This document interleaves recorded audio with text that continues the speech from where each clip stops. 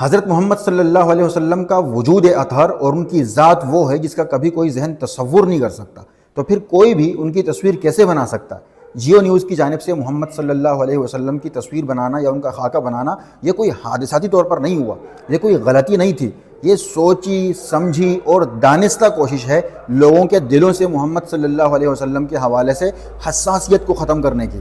جیسے ابلیس نے اپنے حامیوں سے کہا تھا نا کہ وہ فاقہ کش کی موت سے ڈرتا نہیں، ذرا روح محمد اس کے بدن سے نکال دو۔ اب آپ اندازہ لگا لیں اس بات سے کہ ابلیس کے فرمان پر کس نے لبیک کہا۔ یہ صرف جیو نیوز ہی نہیں، باقی نیوز چینلز بھی اسی ایجنڈے پر عمل پیرا ہیں، لیکن جیو نیوز ان سب میں سردار کی حیثیت رکھتا ہے، اور لوگوں میں محمد صلی اللہ علیہ وسلم کے حوالے سے حساسیت ختم کرنا ان کے پروگرام کا حصہ کیوں ہے؟ وہ اس لیے ہے کہ یہ حساسیت ان کے بہت سارے معاملات میں اور نیو ورلڈ آرڈر میں رکاوٹ ہے۔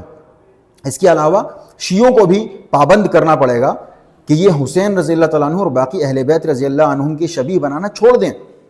یہ حسین رضی اللہ عنہ کی شبیہ بناتے ہیں، باقی اہل بیت کی شبیہ بناتے ہیں، علی اصغر کی شبیہ بناتے ہیں۔ ان مقدس ہستیوں کی شبیہ بنانا سراسر گستاخی ہے، اور اسی سے آہستہ آہستہ بات حضرت محمد صلی اللہ علیہ وسلم کی تصویر تک پہنچی ہے۔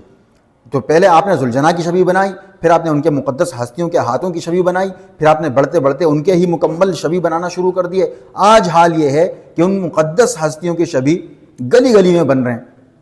جب حسین رضی اللہ تعالیٰ عنہ کی شبیہ بنانے کی ہمت ہو جائے تو پھر شیطان آپ کو 2 قدم آگے بھی جانے کی ہمت دے دے گا بھائی، اور وہ ہمت اس نے دی۔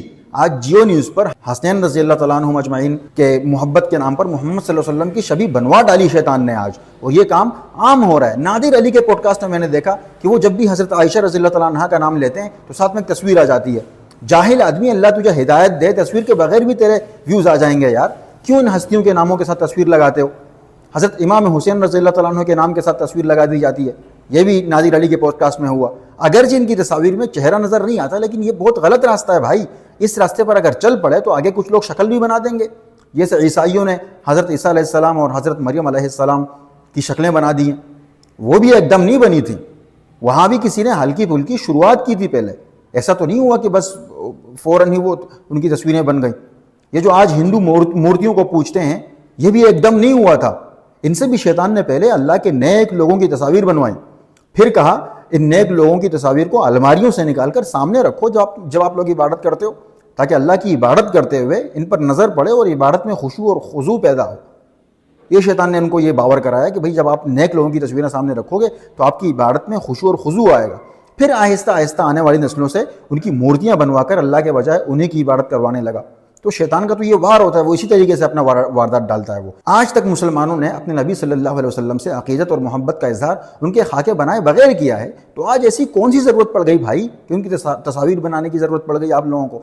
یاد رکھیں، اصحاب اور اہل بیت کی ناموس کی حفاظت کرنی پڑے گی، ان کی تصاویر کا سلسلہ روکنا پڑے گا، ورنہ جب صحابہ اور اہل بیت کی ناموس کا بند ٹوٹے گا نا تو گستاخوں کی گستاخی کا طوفان حضرت محمد صلی اللہ علیہ وسلم کی ناموس تک پہنچنے سے کوئی نہیں روک پائے گا۔ اس کی ایک جھلک ہم نے آج جیو نیوز پر دیکھ لی، کیونکہ پہلے سٹیپ بائی سٹیپ ہوتا ہے نا سب۔ جب اہل بیت کی شبیہ بننے لگی، لوگ خاموش رہے، تصویریں بننے لگی، لوگ خاموش رہے، تو لوگوں نے بولا ٹھیک ہے ایک قدم آگے چلے جاتے ہیں، تو آج چلے گئے وہ لوگ ایک قدم آگے، تو یہ روکنا پڑے گا سب۔